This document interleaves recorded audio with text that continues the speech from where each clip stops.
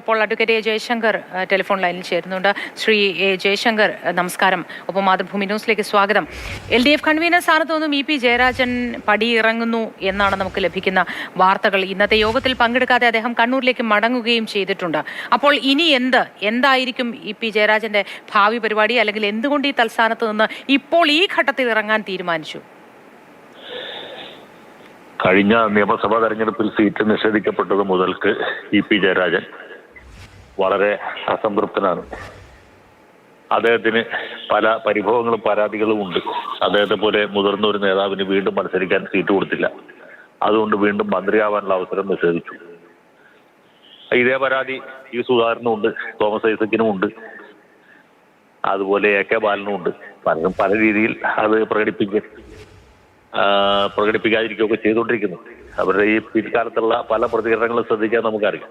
EP ജയരാജനും AK ബാലനും ഒക്കെ സമയാസമയങ്ങളിൽ നടത്തിക്കൊണ്ടിരിക്കുന്ന പ്രതികരണങ്ങൾ ശ്രദ്ധിച്ചാൽ തന്നെ അവര് പ്രത്യക്ഷത്തിൽ മുഖ്യമന്ത്രിയെ അല്ലെങ്കിൽ പാർട്ടി നേതൃത്വത്തെ അനുകൂലിക്കുന്നു എന്ന ഒരു പ്രതീതി ഉണ്ടെങ്കിലും അതിനുള്ളിൽ പല സ്നേഹപ്പാരകളും ഒളിപ്പിച്ചു വെച്ചത് പലപ്പോഴും മുഖ്യമന്ത്രിയെയും സർക്കാരിനെയും പാർട്ടിയെയും കുഴപ്പത്തിലാക്കുന്ന, പ്രതിരോധത്തിലാക്കുന്ന രീതിയിലുള്ള പ്രതികരണങ്ങളാണ് ഇവർ ഓരോ വിഷയത്തെക്കുറിച്ച് നടത്തിയത്. ഈ കഴിഞ്ഞ ദിവസങ്ങളിൽ തന്നെ മുകേഷിന്റെ രാജിയുമായിട്ട് ബന്ധപ്പെട്ട് ജയരാജൻ നടത്തിയ പ്രതികരണം നടത്തിയ വളരെ വ്യക്തമാണ്. കാരണം എന്താ വെച്ചാൽ വിൻസെന്റും അതുപോലെ എൽദോസ് കുന്നപ്പള്ളി രാജിവെക്കട്ടെ, എന്നിട്ട് മുകേഷിന്റെ രാജി ചോദിക്കട്ടെ എന്ന് പറയുമ്പോൾ ഒരു കാര്യം വ്യക്തമല്ലേ?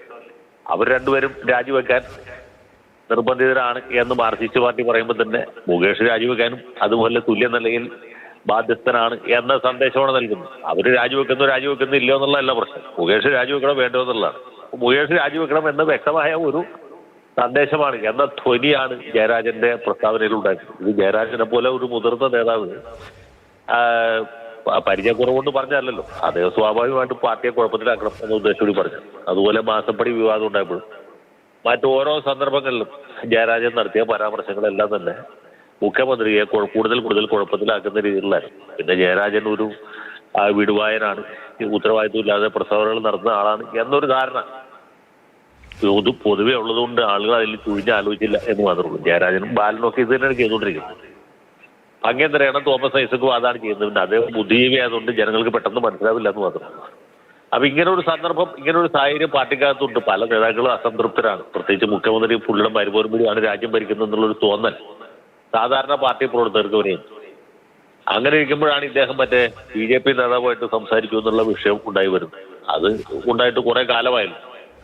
അത് തെരഞ്ഞെടുപ്പ് ദിവസം അദ്ദേഹം തുറന്നു പറഞ്ഞാൽ പോലും ഈ പറഞ്ഞ പോലെ ഒരു അസ്വാഭാവികതയുണ്ട്. അദ്ദേഹത്തിന് വേണമെങ്കിൽ വോട്ടെടുപ്പിന്റെ പിറ്റേ ദിവസം പറയാം, അല്ലെങ്കിൽ തെരഞ്ഞെടുപ്പ് ഇപ്പൊ പ്രതികരിക്കുന്നില്ല, പറയേണ്ട സമയത്ത് പറയേണ്ട സ്ഥലത്ത് പ്രതികരിക്കും എന്ന് പറഞ്ഞാൽ മതിയായിരുന്നു. അതിന് പകരം ആ വോട്ടെടുപ്പിന്റെ അന്ന് രാവിലെ കാലത്ത് 9 മണിക്ക് വെളിപ്പെടുത്തി.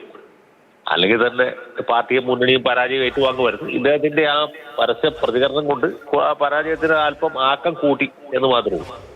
അപ്പൊ ഇങ്ങനെയൊക്കെ ഒരുപാട് പ്രശ്നങ്ങൾ ഈ പാർട്ടിക്കകത്തുണ്ട്. അപ്പൊ അദ്ദേഹത്തിന് എത്ര നാൾ ഇനി LDF കൺവീനർ തുടരാൻ കഴിയും എന്ന കാര്യത്തിൽ സംശയം ഉണ്ടായിരുന്നു. മാത്രമല്ല CPI ഇദ്ദേഹം തുടരുന്നതിൽ ഉള്ള അതൃപ്തി നേരത്തെ തന്നെ തുറന്നു പറഞ്ഞിരുന്നു. അപ്പൊ CPIയുടെ അക്കൗണ്ടിൽ ഇദ്ദേഹത്തിന്റെ പകരം വേണമെങ്കിൽ എഴുതി ചേർക്കാം. അങ്ങനെ ഒരു സൗകര്യം പിണറായി വിജയന് കിട്ടി എന്ന് വേണമെങ്കിൽ പറയാം. അത്രേ ഉള്ളൂ. ശരി, വളരെ നന്ദി ശ്രീ അഡ്വക്കേറ്റ് എ ജയശങ്കർ ഒപ്പം ചേർന്നതിന്.